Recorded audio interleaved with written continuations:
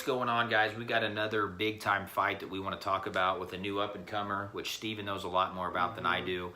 But it's Jeremy Stephens against Zabit Mormega Cherry Pop. Forgive us. It's another Russian. I finally got Nurmagomedov down. Yeah. So I'm going to have to get Nurmagomedov. This one's just Cherry like Pop. this long when you look at it. It's like that long. He's another Russian. He's from Dagestan, just like Khabib. When he started training, he went to a school when he was a kid. Like we have schools out here. They have martial arts schools where your classes are like wrestling. Then you go to jiu-jitsu class. And he went to a school like that where he's actually doing all the martial arts as like a class. It was That's interesting. really cool. Yeah, he was talking about it. He don't speak English that well, but he had a translator on the Ariel Helwani's show, and he was talking about it. He's all, that's why I'm so good, and they all my martial arts blend so well because that's what I was doing as I was growing up. It's like second nature. That's cool. Yeah, and this dude's good. So we just looked up his record. He's been beating everyone for the last, I don't know, 8 or 12 fights. He has a long win streak. But he doesn't really have no top caliber fighters, so not yet anyway. It's kind of hard to predict where this guy's really at. Even though he's looking like a world beater, he's looking like he's running through people. He's tricky, he's flashy, he has great wrestling, he has great stand-up, and he's really big for the division. I don't even know how he makes the division. I don't know either. Yeah, so it's going to be an interesting one because everyone knows Jeremy Stephens is a monster, has a huge, right hand, left hand, one of his hands. Right hand.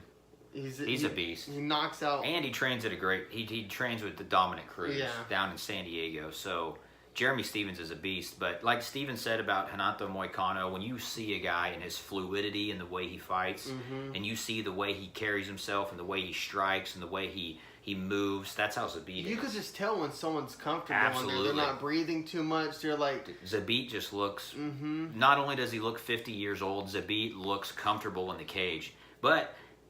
Excuse me, that's what Khabib says, though. There's something about these Dagestani guys that's just different. And Zabit is different. They grew up in an environment that's just, like, not normal to grow up in. They've grown up under that, like, pressure, that, you know, hard-nosed, life's not easy, that grind of growing up in, I don't want to say a third-world country, but a hard environment. You know what I mean? I agree. So to them, to us, being in the octagon might be pressure, but to them it's like, I'm getting paid to do this. This is fun. So, but I agree with Steven. We've watched Zabit probably 3 times now, which, by the way, the guy's 4-0 in the UFC. He came in the UFC in 2017, so he's active. He wants to fight. He wants to be good. And the 3 times that I seen him fight, I was super impressed. Steven brought it to my attention. He's like, dude, this guy's a world beater. We watched it. I'm like, man, he looks smooth. And he does. He's never... He's going for rolling knee bars and stuff, even though stand-ups where he, like, shines, it seems. What I like about him, though, is he never looks overwhelmed. If he gets taken down, he flawlessly gets back up. You know, it's really cool. He knows wherever, even when it's in a scramble, it's almost like he has the technique to get the advantage in those scrambles. He's just so comfortable. He is. He is very comfortable. But the guy that he's fighting is a UFC vet. He's been in the UFC for over 10 years now. I think he's got over 40 professional fights. I mean, a guy that you cannot ever count out is Jeremy Stephens. Not only that, a guy who's been looking better and better and better. He had one hiccup recently. He lost to... Jose Aldo. He lost to Jose Aldo. But... I mean, come on. But before that... there was a guy, Doo Choi, that was coming on that everyone thought he was going to be the next world beater. And Jeremy Stephens slept him with his right hand. So Jeremy Stephens is not only a good fighter, he loves derailing these hype trains. So if there's anybody motivated to beat Zabit Nurmagomedov, sorry for the name. If there's anybody that wants to derail that train, it's Jeremy Stephens. And he can do it. I mean, Alliance Training down in San Diego has great fighters, so he's got a great fight camp to back him. I'm loving that we have like a bunch of up-and-coming stars right now. I feel like last year and this year this year and next year, I feel like has been a year of all these fighters coming out of nowhere. These like fun kids to watch. Like I was saying, the Sean O'Malley's, the Adesanyas, the Zabit Nurmagomedov Cherry Pops, the Renato Moicano's, and it's in all Marvin Morales's. You know what I mean? Dude, we haven't even talked about Moraes lately. That dude's Marvin Moraes is a killer. Look him up. Which He's a 35er though, right? Yeah. I think he's a 35er. So we have so many fun fighters in the UFC right now. It's great. And then we have other organizations growing. We got Bellator, who's been killing it. They've been doing huge fight cards. We have one who's just got... They just signed with Turner. Yeah. And Turner Broadcasting. So now One Championship is going to be stateside showing fights, and they've signed Demetrius Johnson. They made Misha Tate their president.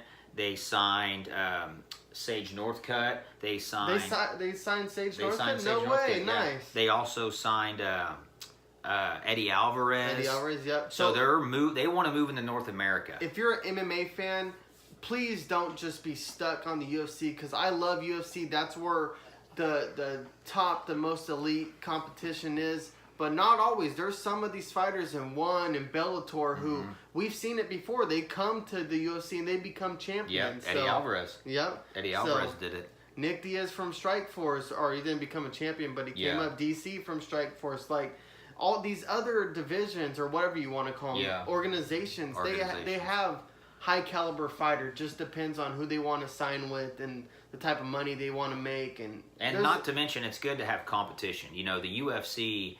They've owned North America for the better part of, 10 to 15 years? Yeah. So it's good to have competition. It makes them step their game up. And then it allows these fighters to really get paid their exactly. due. You know, they can go shop at One, they can shop at Bellator, and they can shop at the UFC and say, okay, I'm not solidified to signing with one guy because, you know, there's nowhere else to go.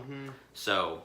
But anyways, back to the Jeremy Stephens and Zabit fight. This is a good fight because once again you have an up-and-comer fighting a true trialed veteran of the sport in Jeremy Stephens. And I could see it going two complete opposite ways. I could see Zabit winning by simply outpointing him and just really kind of running circles around him. I could see Jeremy Stephens landing that huge right hand and knocking him out like he did to Do Hoo Choi. So I'm gonna go with my pick. I'm gonna go with Zabit. I just feel like he looks so comfortable. He knows his angles. He has good footwork.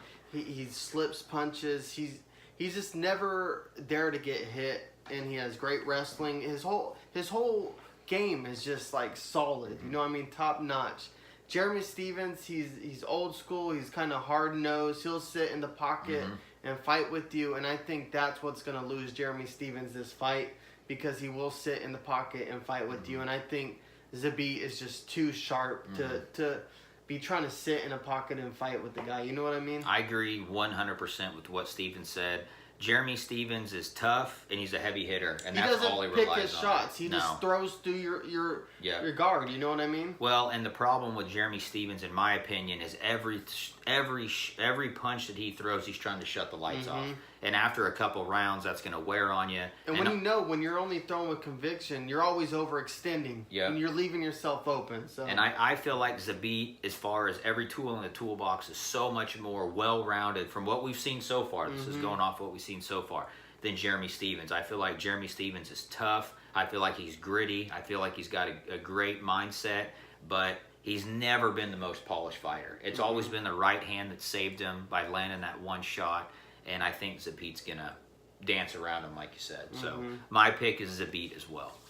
Yeah, we will see. And he could finish him anywhere. It could be on the feet, on the ground. He's just well-rounded. So it's going to be interesting to see where... This is a good fight to see what caliber this guy is. You know what I mean?